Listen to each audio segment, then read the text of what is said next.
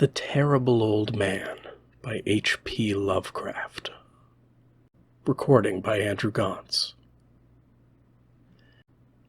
It was the design of Angelo Ricci and Joe Zanuck and Manuel Silva to call on the terrible old man. This old man dwells all alone in a very ancient house on Water Street near the sea, and is reputed to be both exceedingly rich and exceedingly feeble, which forms a situation very attractive to men of the professions of Messrs. Ricci, Zanuck, and Silva, for that profession was nothing less dignified than a robbery. The inhabitants of Kingsport say and think many things about the terrible old man which generally keep him safe from the attention of gentlemen like Mr. Ricci and his colleagues, despite the almost certain fact that he hides a fortune of indefinite magnitude somewhere about his musty and venerable abode. He is, in truth, a very strange person, believed to have been a captain of East India clipper ships in his day, so old that no one can remember when he was young, and so taciturn that few know his real name. Among the gnarled trees in the front yard of his aged and neglected place he maintains a strange collection of large stones, oddly grouped and painted so that they resemble the idols in some obscure Eastern temple.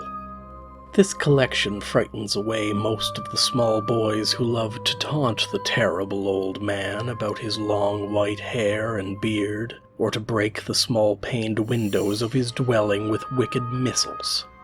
But there are other things which frighten the older and more curious folk who sometimes steal upon the house to peer in through the dusty panes.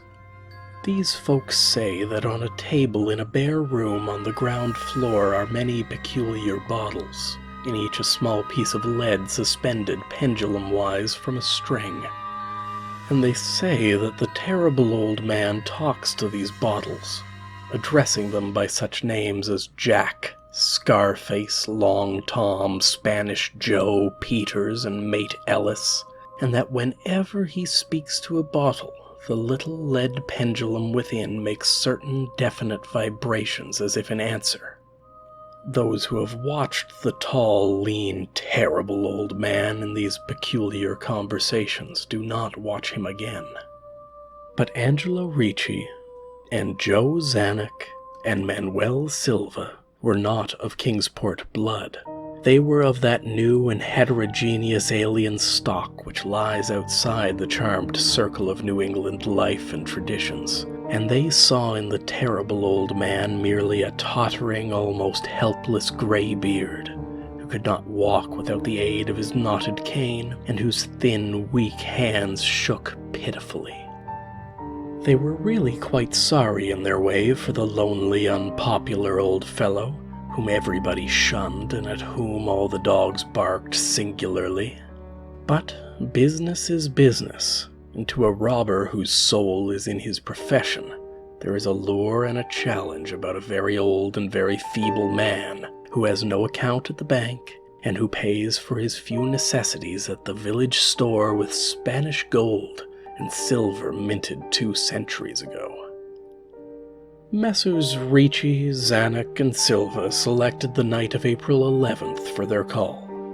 Mr. Ricci and Mr. Silva were to interview the poor old gentleman, whilst Mr. Zanuck waited for them and their presumable metallic burden, with a covered motor car in Ship Street, by the gate in the tall rear wall of their host's grounds. Desire to avoid needless explanations in case of unexpected police intrusions prompted these plans for a quiet and unostentatious departure. As prearranged, the 3 adventurers started out separately in order to prevent any evil-minded suspicions afterward. Messrs. Ricci and Silva met in Water Street by the old man's front gate, and although they did not like the way the moon shone down upon the painted stones through the budding branches of the gnarled trees, they had more important things to think about than mere idle superstition. They feared it might be unpleasant work making the terrible old man loquacious concerning his hoarded gold and silver, for aged sea captains are notably stubborn and perverse. Still, he was very old and very feeble, and there were two visitors. Messrs. Ricci and Silva were experienced in the art of making unwilling persons voluble, and the screams of a weak and exceptionally venerable man can be easily muffled. So they moved up to the one lighted window and heard the terrible old man talking childishly to his bottles with pendulums. Then they donned masks and knocked politely at the weather-stained oaken door. Waiting seemed very long to Mr. Zanuck as he fidgeted restlessly in the covered motor car by the terrible old man's back gate in Ship Street. He was more than ordinarily tender-hearted, and he did not like the hideous screams he had heard in the ancient house just after the hour appointed for the deed. Had he not told his colleagues to be as gentle as possible with the pathetic old sea captain?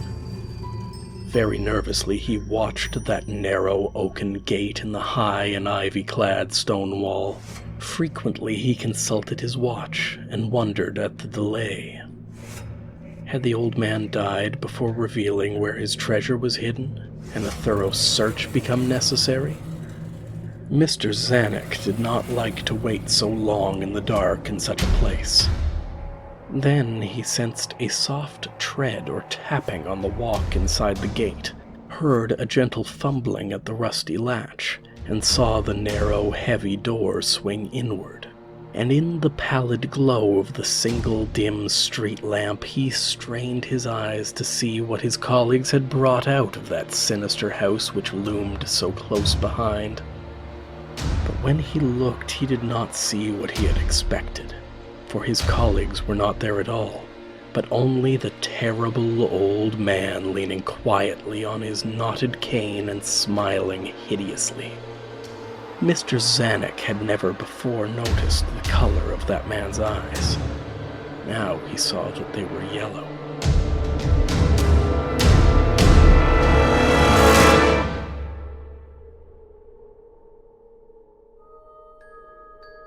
Little things make considerable excitement in little towns, which is the reason that Kingsport people talked all that spring and summer about the three unidentifiable bodies, horribly slashed as with many cutlasses, and horribly mangled as by the tread of many cruel boot heels, which the tide washed in.